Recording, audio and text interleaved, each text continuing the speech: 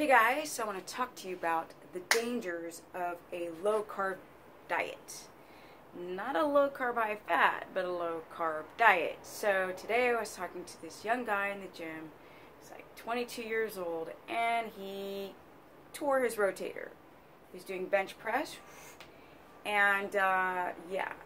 And so we discussed his diet, and I said, why do you think that you, while doing a bench press? And he said, probably my diet. And I said, what were you eating? And he's like, I'm eating the standard, like, lean everything, and like the chicken breasts, and some bites of peanut butter, which are lectins, which are inflammatory to the body. And a lot of the bodybuilder community have it wrong. He said, I don't really care because I just want to look aesthetic. You know, I'll do whatever it takes. My coach is going to these people who tell people what to do who don't understand more biology of the body. I'm going to tell my clients to go super lean and take this really tall guy and take down his nutrition intake. I'm not talking about calories.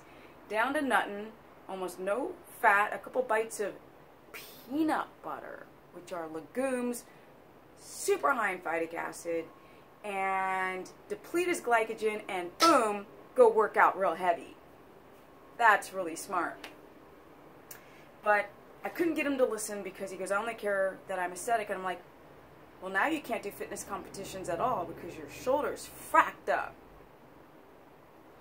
And I was trying to explain, like, what happens when you are a carb burner and you drop your carbs and you drop your fat. Like, and I said, well, what happens when you work out? I was trying to, like, get him to visualize the problems of radically depleting his glycogen storage in the gas tank. He's like, well, I'm accessing fat. And I go, why would your body do that? And he's like, well, you know, you deplete the glycogen, and then you work out real hard and do a lot of cardio, and you access fat. And I'm like, you access muscle, you access testosterone, and you raise your CRP levels, your C-reactive protein, and your inflammatory markers real high, because the body's like, if you are depleted of a fuel source, please rest and recover. But we don't. We push our bodies to the limit, and your body just doesn't access the fat. It's going to take that less. Let's burn through the amino acids first, because muscle is the mitochondria in the muscle cell is quite active. So it's basically keeping the electric bill real high in the house. So the body wants to turn off anything that's keeping the bill high, and that's muscle. Let's burn fat last, and if you have a healthy body, you're going to have fat-soluble vitamins in your fat that your body can access once you get rid of that muscle that's creating so much hyperactivity in your metabolism. The body does not care that you guys want to look aesthetic.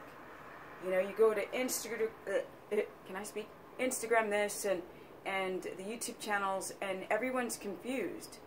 I'm 50 now, I'm officially 50. Yeah, and I got some energy, and I'm almost 10 years fully keto adapted. I haven't gone over 20 net carbs, but that first year on keto was a graduation of sorts. I had my fats too low in the beginning, and then I had my fats too high, and then I had the wrong kinds of fats. So I'd always still have that sort of reactive hypoglycemic reaction in the afternoon. And that's not good if you feel like just falling asleep after you have lunch an hour to 2 hours later. The body's complex, people. You gotta understand that just because you want to look aesthetic, the brain just wants to survive. So you can convert amino acids into glucose to get into the brain if your glycogen is depleted. If you guys want to learn more about keto and not doing low carb and low fat, which will frack up your thyroid and adrenal issues and your sex hormone issues, because you know sex hormones are made out of cholesterol.